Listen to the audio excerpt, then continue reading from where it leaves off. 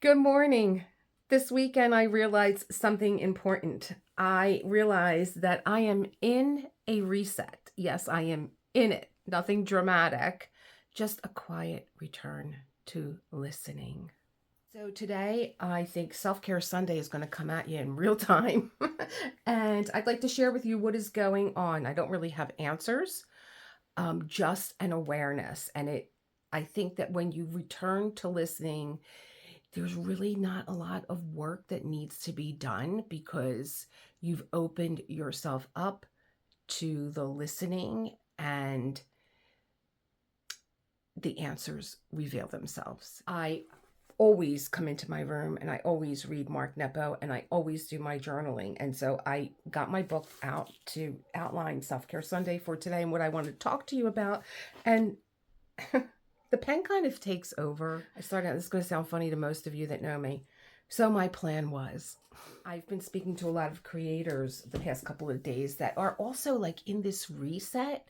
It's not just me. And like I said, when you start listening and you become aware, and that's why I'm not responding to you with answers. I'm responding to you with an awareness. And I'm very aware that other creators are also in this mindset. And so I did a lot of thinking this weekend about just where I'm at, taking it slow. And the whole idea of saying to myself, so my plan was when you, and tell me if this resonates with you, but when you say things like that, and I'm coming from a conversation that I had with John this morning, and I wish he was here because I think Self-Care Sunday, especially him being another creator, maybe if he comes in a little bit later, we'll have a discussion because I know you guys like our real-time discussions. He's going through it. And he's like, I should be doing this. I should be doing that. It's a new year, blah, blah, blah, blah, blah. And I'm like, John, because now I'm the one that's leveled. When I'm crazy, he's level. When he's crazy, I'm level. And I'm like, John, you need to just pause and you need to listen to that pause because that's what I did all weekend long. I just listened to the pause. And so my plan it didn't blow up. My plan didn't blow up. What happened was I wasn't avoiding the plan. I was listening and the plan revealed itself. And the plan was to listen to my body and to do the things that were resonating with me. Taking time to rest. I got up yesterday morning. I came into my art room. I did a little painting. I did a little sketching. And then I got tired and I didn't want to have a cup of coffee. So I went back to bed and I slept for like 5 hours. And I got up and then I was like, okay, well, Josh is going to be getting done work. So let me start making lunch.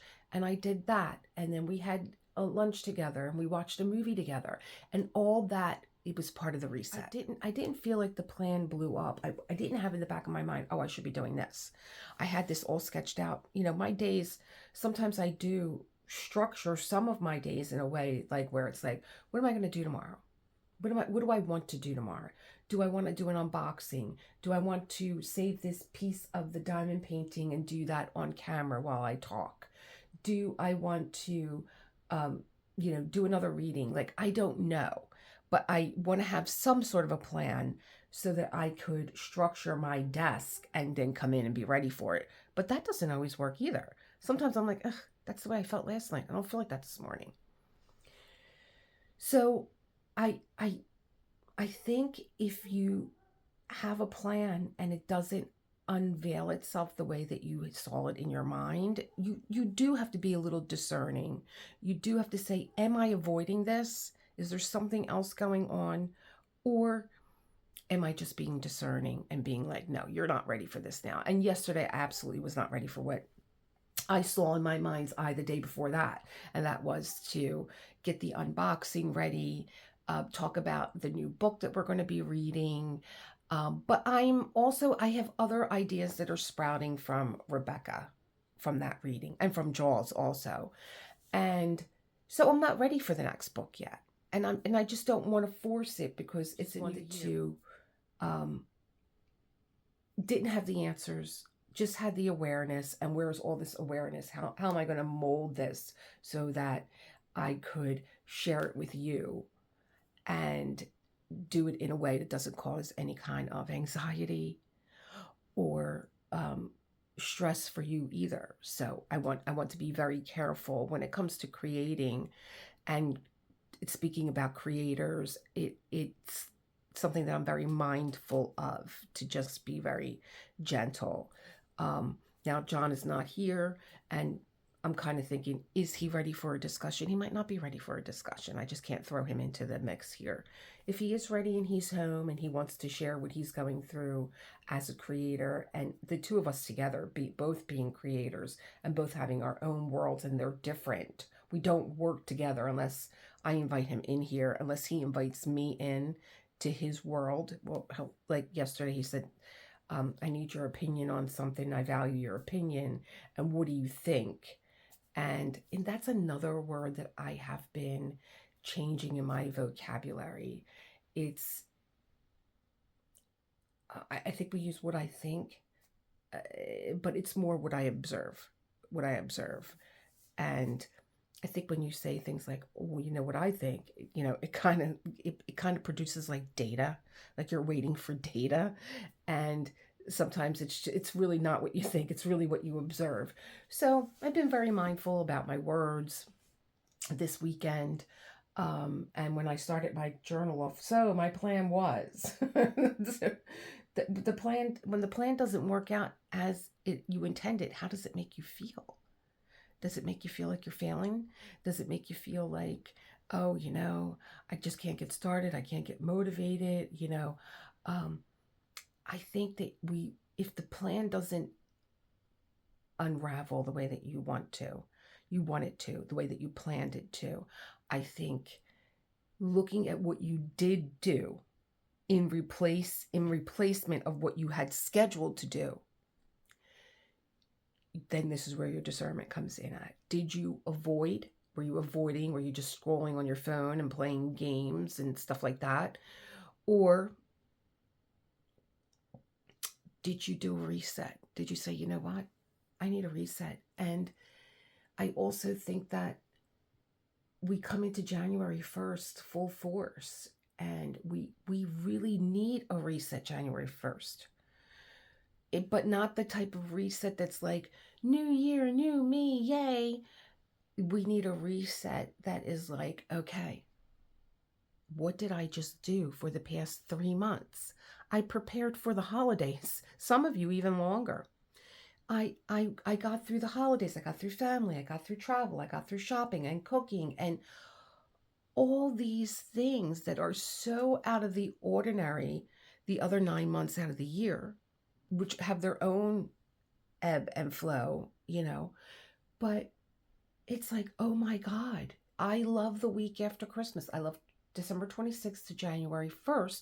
There's still some gathering and meeting of friends that you didn't get to see on the actual holiday, but there's a lot going on.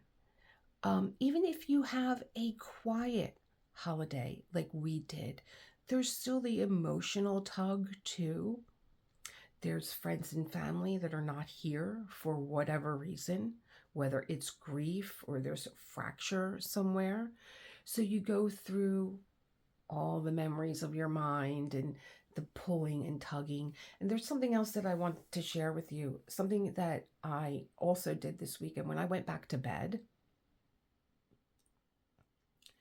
I turned on a creator who I love, and I want to share her with you. I've been watching her for years, maybe 3-4 years now, and I don't know that I've ever shared her before, but she's an artist. She's a fine paint artist, and her story is that she left. I don't know where she's from. I don't know that she's ever really discussed her family, just that she left her family at 18 years old. It was so oppressive. People telling her what she had to do and what she had to do with her life, and not feeling that call and wanting to be something else, and being told that, she's not capable. You're not allowed to. I get that sense. So at 18 years old, she ran away and she went to a woman's shelter. And here she is 10 years later living in Germany and is one of the most beautiful artists I have ever seen in my life. And what I love about her channel is that there's a philosophy to it. And you know that that would just draw me right in. She talks about her work. She talks about how she overcame her struggles. She talks about fear and abandonment, and just a lovely soul that I spent the day that I went back to bed and I got up. I spent the rest of the day evening with Valerie Lynn, and just watching her create her business, the charms and the challenges that she's faced, it's food for my soul. It's very inspiring. And she knows at such a young age, there's an old soul locked in there. There's a lot of wisdom and a lot you know when someone has done the work. And by work, I mean of self-exploration, of spending time alone, of being with themselves, and also not, here's one thing, so maybe this analogy will help. She has a Pomodoro timer that she uses. And she's like, I'm going to sit here for another hour and I'm going to paint. And then I'm going to get up and I'm going to clean my apartment. And she did that. She said, it just makes me feel good when my apartment is clean. So welcome to the next day. I won't go through the rest of her day, but welcome to the next day. And she said, uh-oh, I forgot my laundry in the dryer. And while she was folding her laundry, she said, it's so good to not be around anyone that would tell me that I was incompetent because I forgot the laundry in the dryer.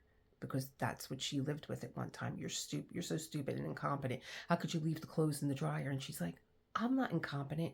And I'm like, oh my God, thank God this girl fled for her life, because would she have become the artist that she is? I can't wait for you. I hope that you do click the link and you do experience her artwork. Maybe I'll put a couple pieces up here as I'm talking so that you can get an idea of what an exquisite artist she is. Even John was doing a walkthrough while I was watching her one day, and he was like, oh wow, she's good. I'm like, yeah, she's great. Now I'm sharing her with you.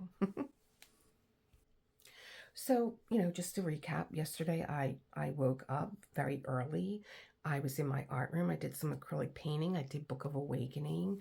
And then I listened to my body and I rested. I didn't just have a cup of coffee and be like, well, I'm up now. Let me just plunge through my day.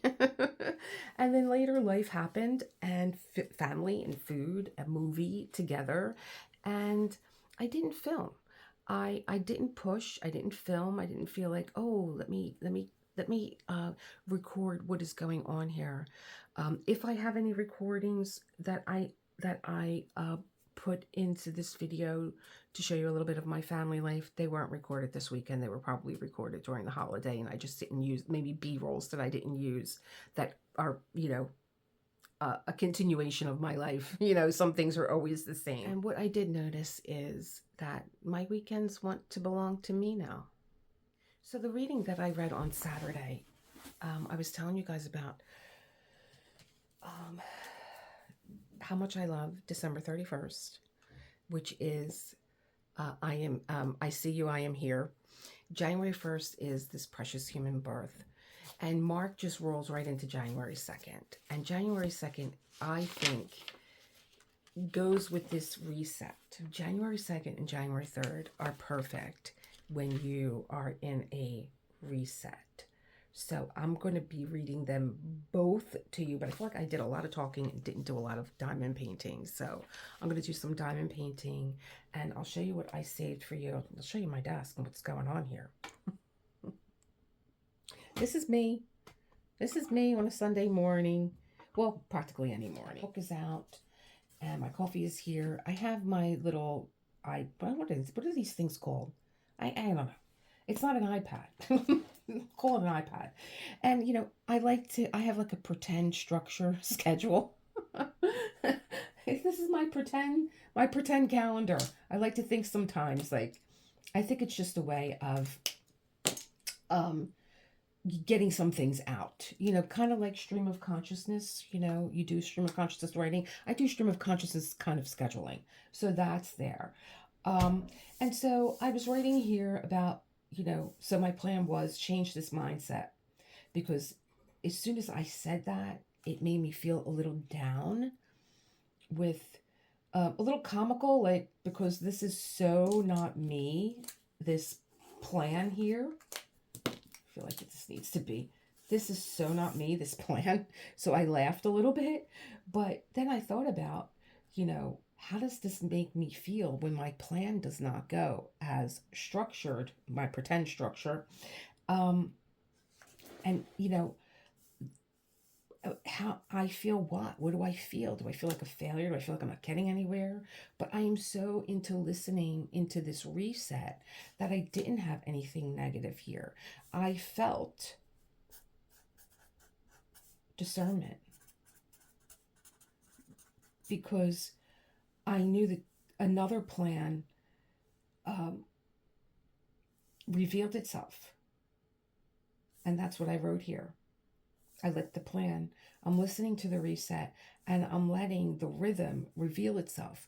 And by rhythm, that could also mean plan. I'm letting the plan reveal itself. And the plan was, well, it seems to me what I'm getting is that my weekends now belong to me. I really think that January needs to be a reset month, because of all that we did leading up to getting here, to getting to another year. It needs to be a reset. Take this month not to jump into the entire year. And maybe that's why so many resolutions fail. We're worn out from the holiday. We are. It's okay. We had fun. We ate too much. We drank too much. We pushed through when we were tired. Maybe you were putting toys together. Maybe you were traveling. Maybe you're dealing with family. Sometimes that could be a tightrope that you're walking. There's a lot of this going on during the holidays, a lot of ups and downs, for whatever reason. And allow your body to land, allow it to reset again. So I wrote here, you don't go off plan. The plan, well, for me, was no good. So because the plan revealed itself, that's why it was no good. What did you do? Were you in an avoidance kind of mentality? But I was here. I listened to my body. Okay, weekends are starting to belong to me. Self-Care Sunday is sacred. It will always be there. And Monday through Thursday is for Elisa Marie Designs. And also on the weekends, it being that they belong to me, doesn't mean that I'm not crafty. Doesn't mean that I won't come in here sometimes and do diamond painting. So that's my awareness for January. Give yourself permission, and I hope that the reading that I do for you, because the readings felt like permission, and they're just so much. I really want to. I think what I'm going to do is read you the first one, and then, because I love it so much, it's one of my favorite readings. And then when I diamond paint, we'll do a second one, and maybe even Johnny will join us. Who knows? I'm not planning this. I'm not, but it could be like a half an hour self-care Sunday. It could be a 2-hour self-care Sunday. So this one was called All Fall Down. I feel like I'm going to actually tell you about it rather than read it. But it's called All Fall Down, and lead us from the unreal to the real. And that's a Hindu invocation, and I love that. Lead us from the unreal to the real, because there's only one reality. Okay, there's only one. People like to tell you that there's multiple realities. There isn't. There's one. And this was another discussion that John and I had, and I wish, but I was on a reset, so I am in a reset. And there, even when John and I have these discussions, he'll be like, "You really should have been filming this. You should have been filming this. This was a great discussion." But my husband has been walking around with this saying, and I've been letting him get away with it all through 2025. But I'm resetting this. People are complicated. And I'm like, why? I really have to ask him why he thinks people are complicated. And he's like, well, people have all different, I could hear him now because he has said this, people have all different things going on. They do. And I think that when people are complicated, it's because they complicate things. There's one reality. There's not alternate realities. We don't bend reality to suit our personal narrative. Reality is reality. And I think when I finally, and it's hard because I want to bend reality to my own narrative. I want to feel good about the things that I believe, but it is what it is and you can't change it. So, and if you just think about things like that, it just makes the answers come so much clearer to me anyway. I'm like, okay, I have to suck it up and I have to adjust my thinking because I just can't bend things to my will. And then other things start to fall into place and it becomes a lot easier. So that's what he's been saying. Lead us from the unreal to the real. It was a snowy night, and Robert was recalling the time 2 springs ago when he was determined to paint the family room. Up early, he was out the door to the hardware store gathering gallons of red paint, the wooden mixing sticks, the drop cloths, the one-time brushes that always harden no matter what you soak them in. We've all been there, right? And I think a paint job is just like, I have to do mine. I have to do my foyer because I lit my coal oven stove that I have in there with candles, and the soot just covered the walls. So that's our job for the spring. So he mixed the paint outside and waddled to the door with a gallon of paint in each hand, the drop cloth under his arm, and a wide brush in his mouth. He began to chuckle and telling what happened. I teetered there for minutes, trying to open the door, not wanting to put anything down.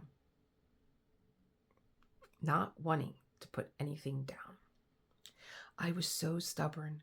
I had the door almost open when I lost my grip, stumbled backward, and wound up on the ground, red gallons of paint all over me. I love this story. At this point, he laughed at himself, as he has done many times, and we watched the snow fall in silence. I thought of his little story the whole way home. Amazingly, we all do this, whether with groceries or paint or with the stories we feel determined to share. We do this with our love, with our sense of truth, even with our pain. It's such a simple thing, but in a moment of ego, we refuse to put down what we carry in order to open the door. Time and time again, we are offered the chance to truly learn this. We cannot hold on to things and enter. We must put down what we carry, open the door, and then take up only what we need to bring inside. And that reminded me of, and I know that I've shared this with you guys when I would teach yoga, and I would tell my students, you put your hats and your mittens and your gloves and everything outside. Leave what you carried walking here with all those things. And when you're done with your practice, of course, put on your hat and your coat and your mittens and your scarf. But if you want to leave what else you carried here, leave it here. Put it down and walk out the door. So it reminded me of when I was teaching, and then it reminded me of my Raven event, because Mark says it is a basic human sequence: gather, prepare, put down, and enter. And we watch ravens do this. We watch them do this. We watch them gather, we watch them prepare, and we watch them put down and enter. And we do this in our own practice. We do this in diamond painting. We gather all our materials. We prepare our canvas. We put down our drills, and we enter into a state of change because it's such a meditative practice too.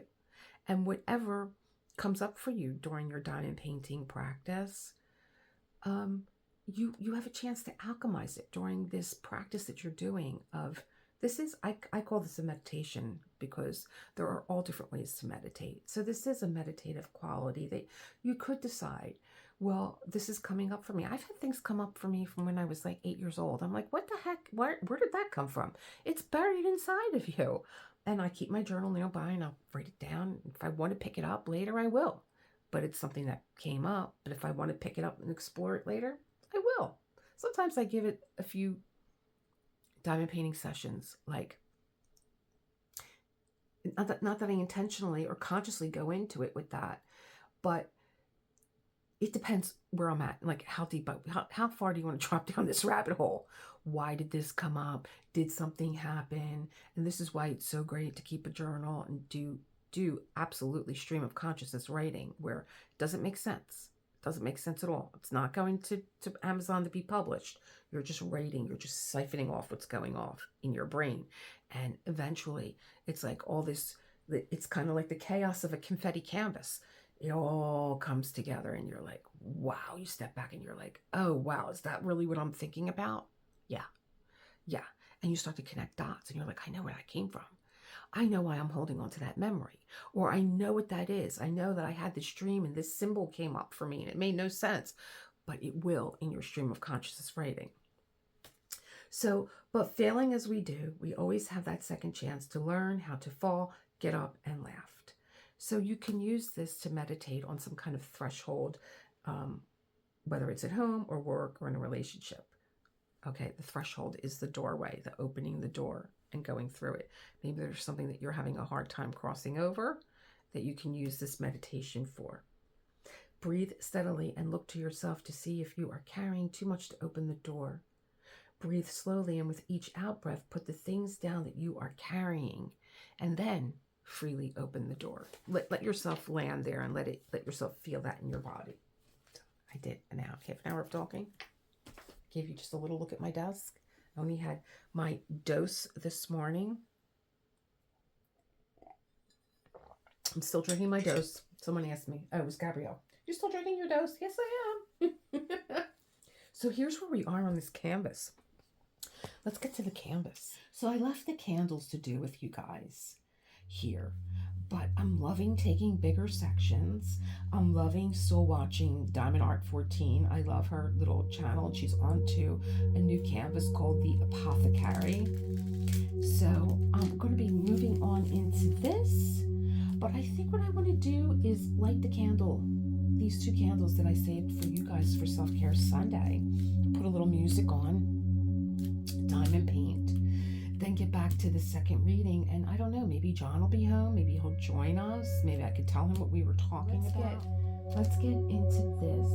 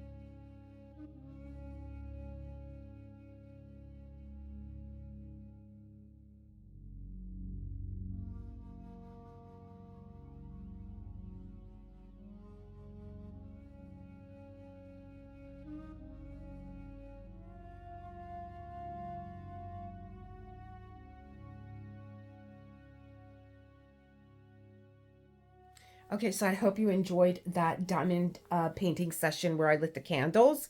And while I was still diamond painting, John walked into the room, which was okay because I have no volume on. He came in and I said, listen, I invoked you in this self-care Sunday.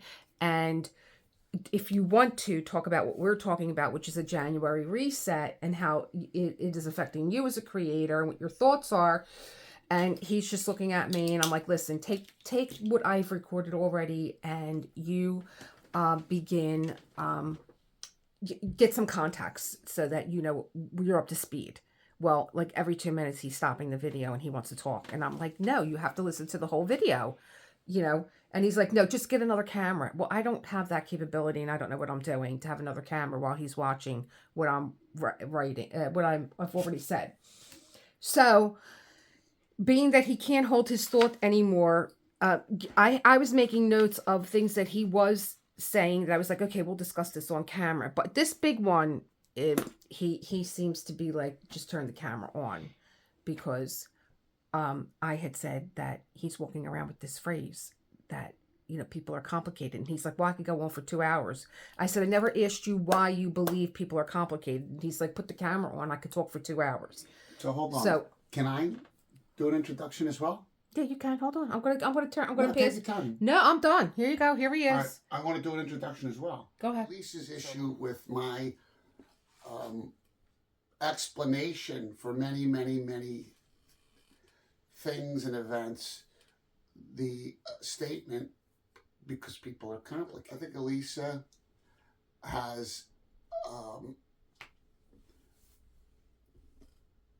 a way of looking at the world where she just looks at the world and says that, well, you know, if A, B, or C happens, I would do D, E, and F. And I also think that she feels that D, E, and F are self-evident. That obviously if A, because B... I think rationally, that's why. If A, B, and C happens, therefore D, E, and F. No, listen. It's rational thinking. It is, and I'm not denigrating it. So people are irrational when you say complicated. Again, I was about an hour and a half away from getting there, but if you want to say it right now, yeah. And so when I say, yes, because people are complicated, what I really mean when I say people are complicated is that even the most rational man occasionally has moments of irrationality. And I think that that's what you need to hold in your mind. So, okay. When I say because people are complicated, the world and other people become much more understandable if you speak about them in terms of rational and irrational. Or sense and common sense. Yeah, but see, you say that, and I've always taken issue with my wife with this one. Mm-hmm. She's like, it's common sense. And a lot of people don't have it. No, again. A lot of people don't have any common sense. First of all, here's off topic. No, we're not. We are. No, we're not, because this is important. You can't define common sense. So if you can't define it, then what is it? So you can't just say it's common sense. Nothing is common sense. Yes, but there are a lot of intelligent people, very, very intelligent people that do not have common sense because... Do you think I'm one of them? Yes. Again, I think a lot of the times I just sit here and scratch my head. You do. And I'm like, he is so intelligent. No. But he does not have the common sense. But it's not common sense. To get out of the rain. It's not common sense. That's not even... I love being in the rain, so I can't use that. It's not common sense. It's I don't have a grasp and an understanding of mechanics and perceptual things. I have a high level of conceptual development. I understand high level things. I understand abstractions. But I don't understand how. Common sense is when you already know what the consequence is if you do something. So you have the common sense to differentiate between, if I do this, this is going to happen. Do you understand how many times I've been in this situation where I didn't realize by moving this here, it was going to break. It was going to break. It was going to hit me in the face. That's why everything is a quake putty down. I've done it so many times, and so it doesn't mean I lack common sense. You do lack common sense because you never learn from the consequence of the action that you just took. Because they're not identical. Again, they're in the same group. There's the context, and then they're in the same group. It's about... If I teeter this on the edge, it's going to fall on the ground. You'll just keep teetering on the edge and say, like, maybe I could balance it this time. No, that's... Maybe this time it won't fall to the floor. That's not... I don't think that's inappropriate. Oh, it's so appropriate. You will walk directly into something thinking that it is going to move. No. I don't know what you're thinking. No, I don't do that. When do I do that? You have walked head on into huge pieces of furniture, right, but and knocked things to the floor. Okay, listen, that's true. But here's the problem with her way of thinking. Some way she believes that I walked into the furniture intentionally. No, thinking it would move. No, that's not true. I'm the absent-minded professor. Then what is going on when you walk into the huge piece of furniture 50 times and it doesn't move, and you knock something over and you break it, and then this is what I hear in the background. I'm so clumsy. I can't believe I walked into this and I damaged my valuable. Hold on. And then the next day he'll do the same thing. It's time now, people, for a show and tell. I'm so glad we're talking about a it's time for a show and tell, because this is important. I want to show you something. Don't show me nothing. I'm not you. I want to show them something. Now look, it's great because we're literally 6 feet away from this, and I need to show you this. So I bought this house in 2004. Yeah. Okay. So I've been living in the house 21 years. 21. Now look at this. What? Right here. If you look at the foofy, there's the foofs. Foofy, say hello to everybody. But if you look right next to foofy, there's a wrought iron railing right there. Yeah. And the corner of this wrought iron railing, believe me when I tell you, hurts so much when you put your hip into that. Now, again... When you put your hip into the railing? Yeah, if you're walking past it... you walk into the railing. No rational person would deliberately hit their hip into that wrought iron railing. I have done it countless times, and every time I do, I curse like a sailor, and I swear like the father from A Christmas Story. So...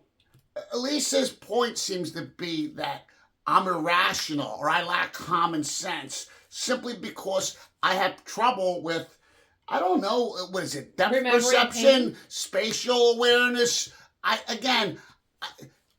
She doesn't get it, even though she makes this point all the time. I'm a man who constantly keeps soldiering on no matter what happens. Again, I have buried friends, I've buried family, and I just keep going, and that's what I do.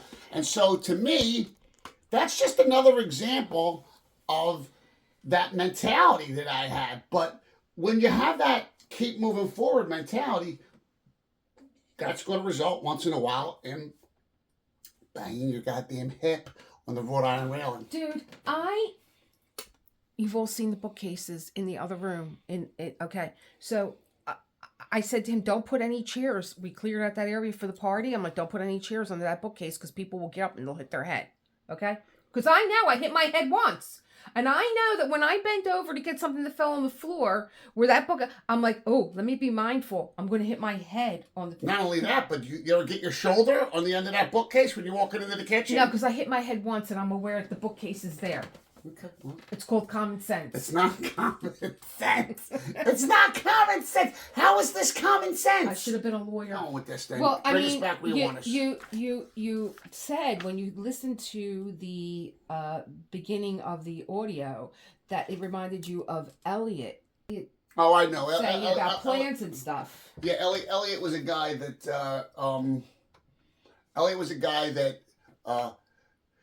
he would talk frequently about, like, somebody says, you want to, again, pick a social event, whether it's a party or a concert or whatever. And so, he always lamented uh, agreeing to go to a party or agreeing to go to a concert, Right. because when he was asked the question, would you like to go? He thought, yeah, that sounds like that should be fun. But then when the night of the event came, he no longer wanted to go, and he regretted making that commitment. So yeah, and I'm the same way. I'm the same way. I'm all gung ho to do something. Yeah, this is great. I have like a make believe schedule. That's what I call it now. It's a make believe schedule. Well, I mean, but what I'm finding out is if I have a scheduled live. Oh yeah, that's a perfect example. And it's like, oh my God, like today was so crazy, and I got a live at 7:00, and I'm worn out. I can't do it. But you need to have consistency on your channel, and that just doesn't work for me. Like that planning of that, and then I feel like a failure because this is my channel and I have a commitment and people look forward to me being there. What feels more authentic to me is when I do a pop-up. And a pop-up becomes something that I have the energy to do. I'm on. People pop in, and I don't know, maybe it's something with our own generation. A couple of things.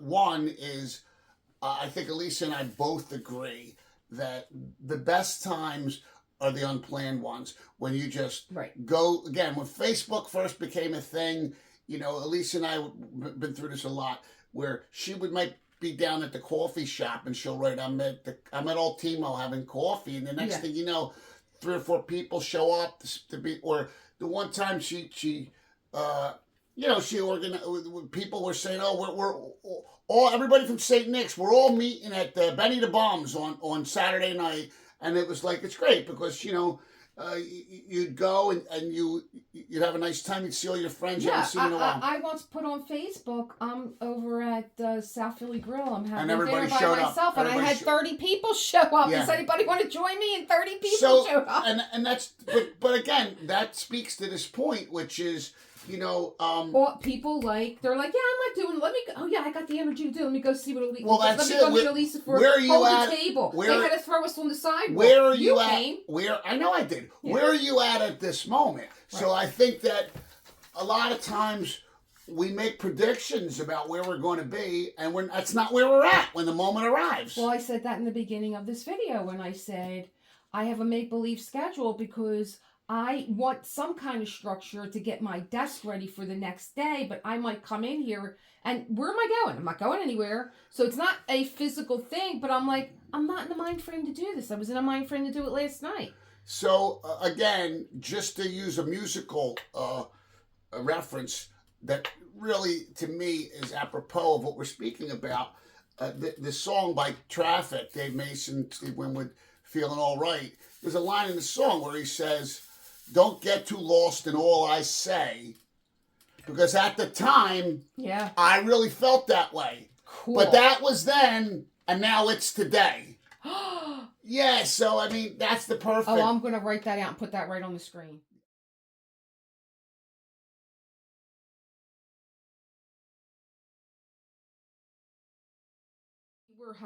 I had said something also on the video about I like this week of December 26th to January 1st, and I noted that you call that week you're in no man's land. Yeah. That's how you look at it. I look at it with so much excitement. I'm like, whew, now I can relax because like the big stuff is over, and there's other things too that I didn't put into that original video. The beginning of the video was like even getting your house ready for decorating or a party. It took the life out of us. We were in bed the whole next day. Listen, again, I'll tell you why I don't have that thing is because of the fact, I just explained to our friends, I was over at Dante and Kathy's, about how much work went into our house looking the way it did for the party that we had. Because we really, we spent so much time just making the space right and cooking and all this stuff. And so the thing is, though, um,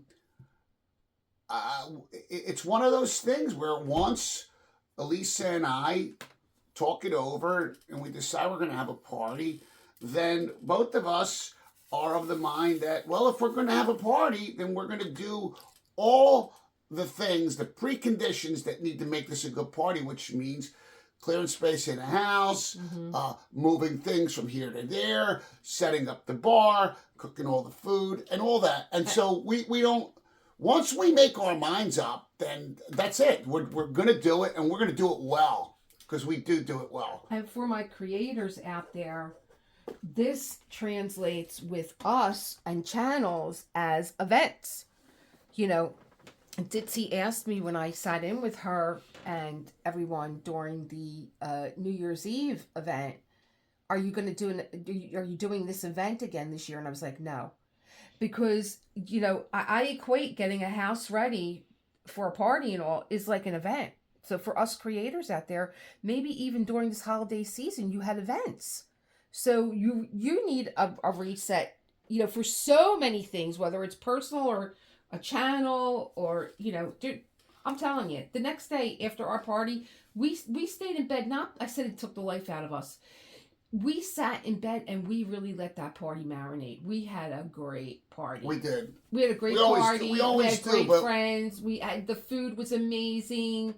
We had such a good time. And there's always somebody that shows up that we don't think they're going to make it. I'm always proud of the fact that, you know, the players change. Yeah. It's not always the exact same people. Yeah. Certain people show up that we didn't expect. Yeah. Other people we did expect don't show up. Yeah. That happens. It happens all the time. Yeah. And it doesn't matter. The party's always really good. Yeah. But so I think... So I think we're just, you know, I really wanted to get how you were feeling with your own schedule and creating, and how you're feeling. Maybe you're feeling different now after this discussion. Well, so let me get back to the holidays, and I think my wife did a very, very good job of describing what it's like the end of the year, Christmas, New Year's, and that again. I think she did a good job of describing it, both in terms of being a creator and doing what she does with YouTube and diamond painting, but also as a human being, an individual, as a wife, as a mother, and all of that was great. So the thing is, you know, if I'm being honest here, people, I never really did well around the holidays. The holidays have always been moments that are not. I don't feel as joyful and as happy as I ought to, and again, if I'm going to sit here and try and figure out why, then I would have to say that, you know, I lost a lot of people, a lot of friends, a lot of acquaintances, a lot of family, and I cannot but help think about all of my loved ones that are no longer with us anymore. And I think that's normal and natural to feel that way around the holidays. Like, you know, my mother and father, they're both gone. And, you know, I've lost so many friends. And, you know, it doesn't really matter because, you know, some of them were sudden, some of them were not. But loss is loss. Grief is grief. And,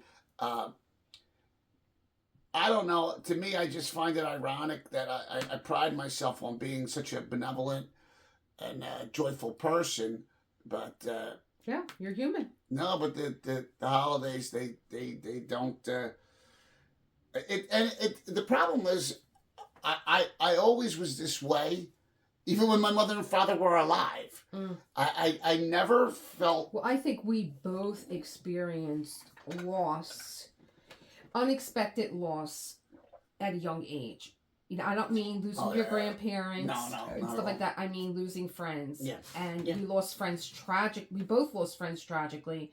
And at the time you lost Billy, you were in the same hospital as me. I was having a baby going through a traumatic experience, and you were losing your friend. We were just on different floors. Yeah, again, so what she's referring to is one of my closest boyhood friends that I grew up with, lived down the street from me, um, died in uh, September 15th, 1986, and Elisa had her son Josh. He was still in the hospital. July the 6th, 1986, but didn't get Josh out of the hospital until October of 1986 because he was born 16 weeks premature, remained in the hospital fighting for life until September 15th, 1986. Now, my birthday September the 18th, and so my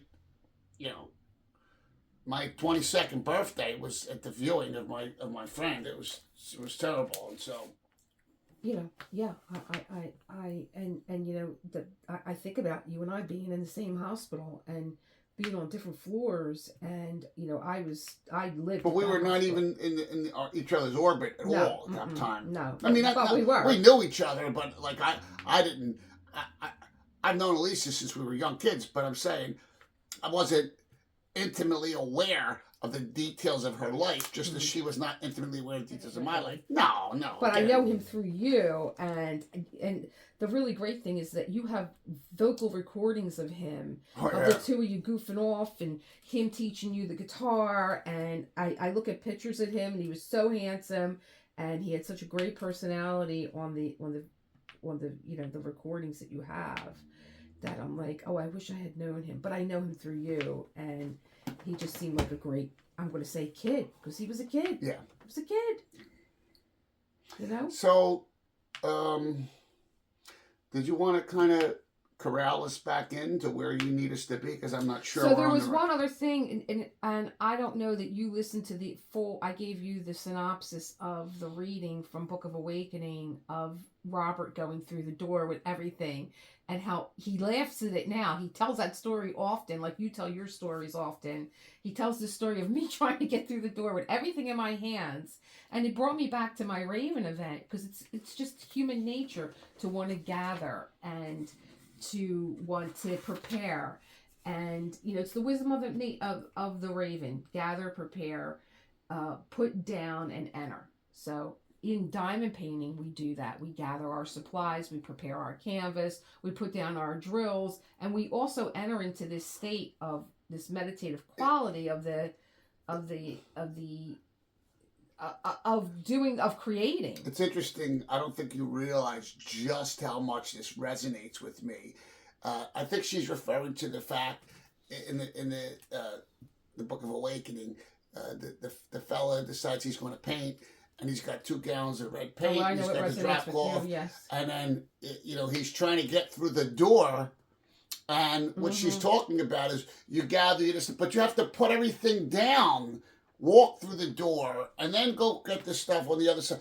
I can't tell you how much this resonates with me, that I am so, again, for lack of a better word, irrational. Because I refuse to put things down to do something. Be able to walk through the threshold. Yeah, it's this resonates with me in ways I can't even. It's you look at it that way, but I look at it as we do this all the time. We do this with groceries when we're trying to get everything in the door. Well, I seen you do it not long ago. You were going up the steps. Yeah. And you tried to pick everything up. And what did you do? You broke something, or you did something because you were going up the steps? Things were falling down the steps. It's like, just put it down. Well, again, but the thing is, there's something in our brains and in our minds that's trying to say, oh, no, I can carry all this stuff.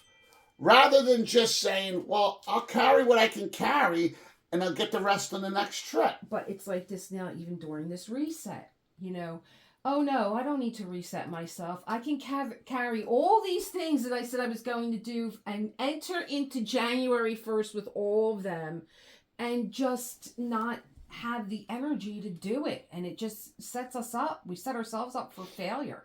I used to go through this with yoga. I used to tell my class, I'd walk in, I'd assess the room, and a lot of times the script that I had for yoga, it would go right. I would put it back in my Book of Awakening. This is for another day, because I would look at them and they would look like they all fell off a high building. It would just be like, especially the beginning of the year. You have people that take a yoga class in the beginning of the year. they're just like, oh, please just let me stay in Shavasana for 90 minutes. I don't want to move, you know? Where you might have a different... I feel that resonates with me a lot too, because lately I just been, I spent 27 years as a mailman. I worked outside 365 days a year.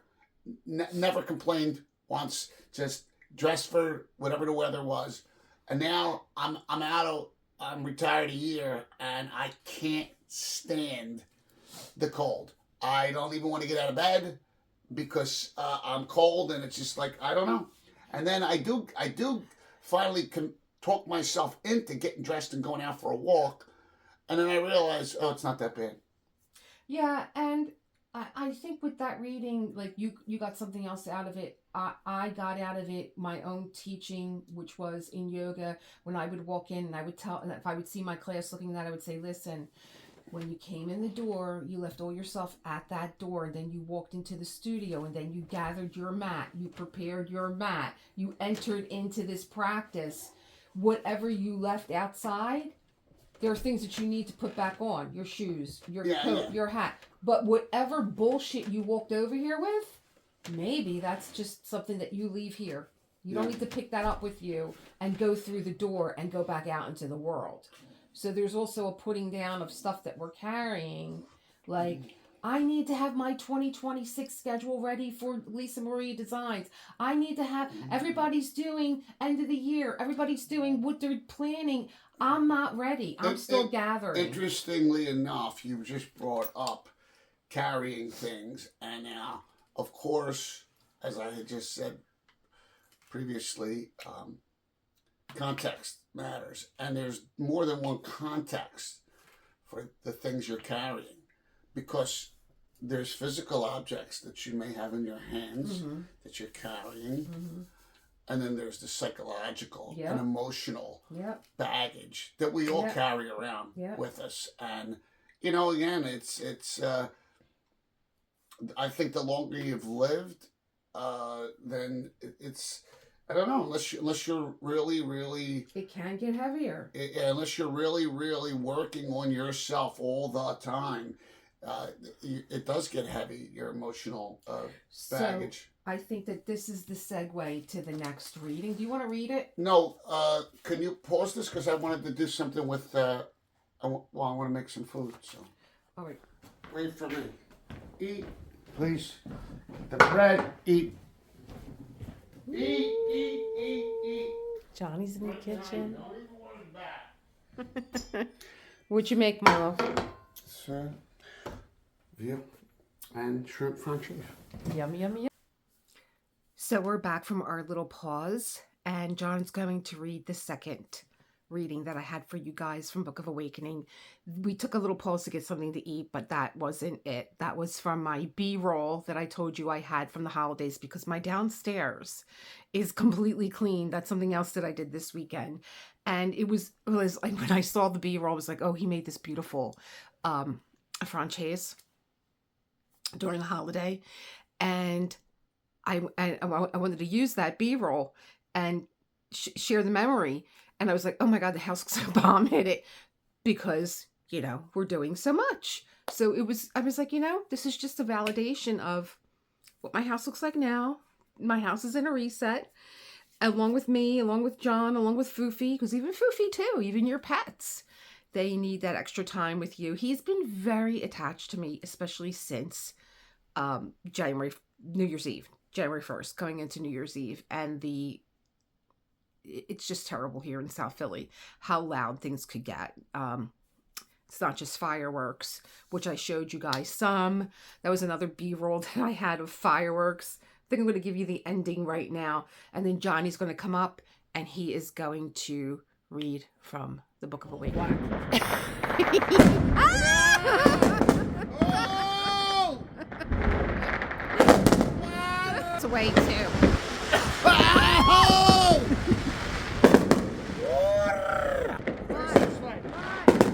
Some good's coming.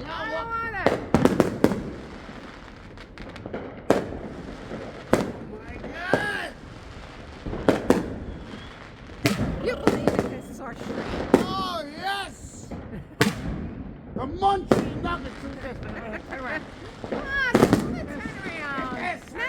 you're going to read? January 3rd? I will read whatever you need me to read. Right here. Put this on here. Make sure you use the coaster. And what am I reading? January 3rd. January 3rd. Okay. Could you get that off of there, please? Why? I kept it there to hold it for you. Okay. Here, right here. The title of today's reading is Unlearning Back to God. And the coming to consciousness is not a discovery of some new thing. It is a long and painful return to that which has always been. Helen Luke. Each person is born with an unencumbered spot, free of expectation and regret, free of ambition and embarrassment, free of fear and worry. An umbilical spot of grace where we were each first touched by God. It is this spot of grace that issues peace. Psychologists call this spot the psyche. Theologians call it the soul. Jung calls it the seat of the unconscious. Hindu masters call it Atman. Buddhists call it Dharma. Rilke calls it inwardness. Sufis call it Qalb. And Jesus calls it the center of our love. To know this spot of inwardness is to know who we are. Not by the surface markers of identity, not by where we work or what we wear or how we like to be addressed, but by feeling our place in relation to the infinite and by inhabiting it. This is a hard and lifelong task, for the nature of becoming is a constant filming over of where we begin, while the nature of being is a constant erosion of what is not essential. Each of us lives in the midst of this ongoing tension,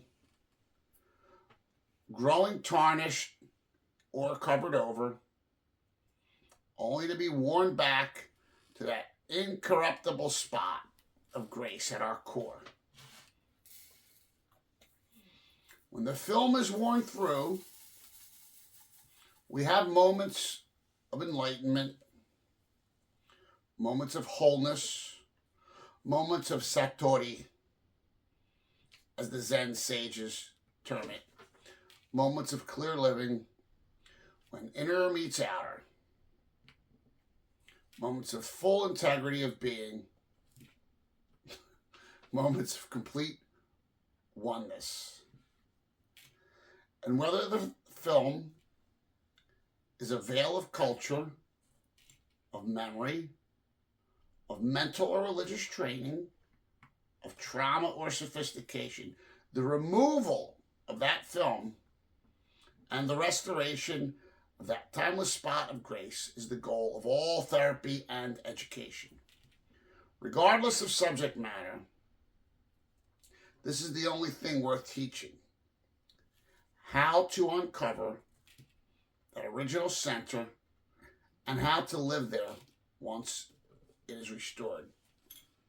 We call the filming over a deadening of the heart, and the process of return, whether brought back through suffering or love, is how we unlearn our way back to God. There's 3 exercises coming up after this, and rather than read these exercises, I'd like to speak extemporaneously on this topic. And, I, I had some experience with meditation, and, I took to it for some time. And I think that the goal of meditation, just like all these goals, is somehow to get back to that that spot of grace. That I think on some level, I speaking for myself, I feel like if I can go back in time and in my mind to when I was a young boy, a small boy, I definitely felt that there was nothing covering me, so to speak, or that spot of grace, or that spot where God touches you. And I certainly understand what they mean by this film that covers it, this patina, these cobwebs that cloud cloud your eyes, cloud your mind, cloud your soul. And I think that the statement that comes to mind is how precious and few those moments are when you feel like you've uncovered yourself from all of the psychic and psychological baggage, trauma. But I think I'm going to let Elisa have a few words here. And if you want, Elisa, I can read these 3 exercises. Yeah, But I thought read the exercises. You do want to do that? Okay. Yeah, I do. Read them, but did you want to pause and let these give people opportunity to do them? No, you can just read them off. Okay, so they'll pause me if they need to. Close your eyes and breathe your way beneath your troubles. The way a diver slips to that depth of stillness that is always waiting beneath the churning of the waves. Interesting. I think that stillness is a very elusive concept, certainly for me. I'm not a man or a person that easily, again, I can't even stay still at all. Like, since I was a kid, my mother was like, you can, because what, you got ants in your pants? You did meditation for a while. I did, but I struggled very hardly with it. Well, that's why I always say that there are other ways to achieve meditation, and this diamond painting is one. You always said diamond painting was meditative for you. It's a very meditative art form. Go ahead. So for me, I guess the closest thing I get to that stillness is, again, I'm a lifelong reader. Right. And so I would, get that whole, nice cup of hot tea, curl up with a good book. Mm-hmm. I mean, I've done that so many times, and I think that, in that respect, I can be still. But the only thing is, I would assert that reading is not a passive activity. That when you read, your mind is active, and this is a very deliberate activity, also. Well, yeah. Again, I'm kind of pointing out the almost contradiction of saying that I can't be still, and then saying, "Oh, I can be still when I read." Yeah. But the truth is, you're not really still, because your mind is going, reading, interpreting, analyzing, drawing connections, that kind of thing. Mm-hmm. Let's get to number 2. Number 2. Now, consider 2 things that you love doing, such as running, drawing, singing, bird watching, gardening, or reading. How about that? I got 2 out of them, singing and reading. What about you guys? Do you like to run? Do you like to draw? Do you like to sing? I like to diamond paint. Do you like to bird watch? Do you like to garden? Do you like to read? meditate on what it is in each of these that makes you feel alive. Well, again, um, as a lifelong endeavor to read, what is it about it that makes me feel alive? I always felt that reading gave me the ability to be alive in any time period or epoch, and I could be in any country, in any civilization. You know, again, I've read so much. I don't want to bore you guys with all the things I've read, but you know, I read a lot about the United States government and how they dealt with the Native American Indians after the Civil War. North and South are fighting one another. All right. Well, obviously, the government couldn't worry too much about what the Indians were doing at that point because they're too busy fighting each other. Okay. Hold what they have in common before you and breathing slowly, feel the spot of grace. These dear things mirror within you. Yeah, that's good. I like that. You know, it's interesting, but this whole concept, this spot of grace, it's a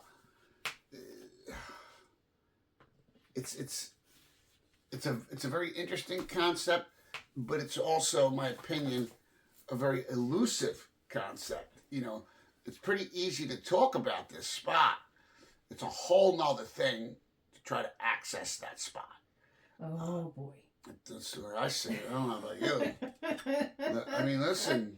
Well, that's because there's a lot of film over it. Yeah, I know. And what was it? Was it Picasso that said that art washes the dust away from the everyday life?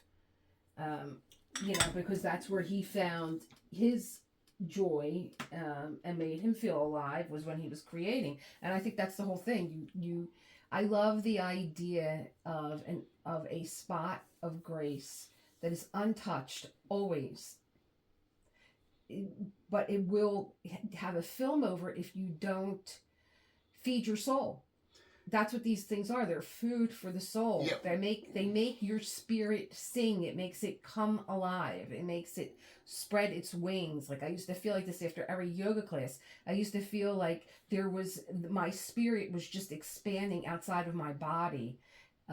There wasn't enough room to contain it because I had fed it what it needed. My mind, my spirit, my body, my physical status, you know, everything just gets fed from the things that I enjoy doing. Yeah, I think also that, you know, when I was messing with the meditation, you know, one of the things that they talked about was, you know, basically knocking the scales away. Like that was Knocking the what? The scales away. Like, it's almost the meditation, you know, scales, like scales on a fish, moving, meaning that it's not really your eye that doesn't see anymore. It's your soul. Right. And something's in front of it, and it needs to be fed. It needs to be fed. Yeah. And if not, it just stays in this. You want to unfurl it, is what you want to do. That's the way I've always looked at it. It's like an unfurling of the soul, and yeah. I think that I think that those two readings went together so well. One, get out of your way, put everything down, and you know, because that's the burying of the soul, when you don't put things down. You just keep carrying them. You just keep making yourself down. That's a great connection you just made between the two readings, because I didn't really think of it in those terms, but I certainly see them now that you mention it. That, you know, when you again, I think the saying that comes in mind for me is, you know, they talk about if you're a caretaker, you need to take care of your wife or your husband or your son or your daughter or your mother or your father. They always tell you, you know, you can't pour from an empty cup. And they say, take care of yourself first, and then you'll be able to take care of your loved ones second. It's almost like, you know, the old... put your mask on yourself. Yeah, on the airlines, exactly. So I really, we didn't plan this. We didn't plan on you doing the second reading, but it was nice to have your perspective. I liked what you said about when you were a kid, how, we all feel invincible, right? Nothing films over us. We don't hold on to things. We let them go. We forget about it, especially with boys. I think if you have a rumble with one of your friends, the next day it's forgotten. Girls, we're catty as shit. We carry that stuff and I think into high school. I think about, what was it about my innocence or my boyhood that I want to capture and return to? Because obviously I don't have no desire to be an 8-year-old child again or a 5-year-old child. No, but there's something about it that I want to recapture. Well, and I think for me, you just don't want to give weight to things that are not. Well, I think for me, there's a part of me that still retains this boyhood quality, of course, which is, I still have this intellectual curiosity, and this, not just that, but not just intellectual curiosity, but like I have that sense of wonder and amazement. Like I still, the first time I ever flew was 1986. I fly. When that plane comes up off the ground, I am just in a state of wonder and amazement happening in the world at that time. With this? I have no idea. I have no idea. Sophie, where are we going, Daddy? Where are we going? We're going down a very long road because it's been a very long day. I've been in my art room all day. So, I mean, thank you for your observation. I loved it, and I loved having a male perspective. And I don't know, maybe we'll do this again sometime. I would welcome it. I would welcome it too. Foofy would welcome it too. Oh, Foofy. Everything begins and ends with the cat. Oh, come on. Anyway, Thank you very much. I will be seeing you soon. Happy Self-Care Sunday, everyone. Happy Self-Care Sunday. Take your pause. Take your reset. Leave your comments. Pass this on to anybody that you think might benefit from it. And I look forward to hearing from you. Have a good one. Enjoy the rest of the evening. Bye.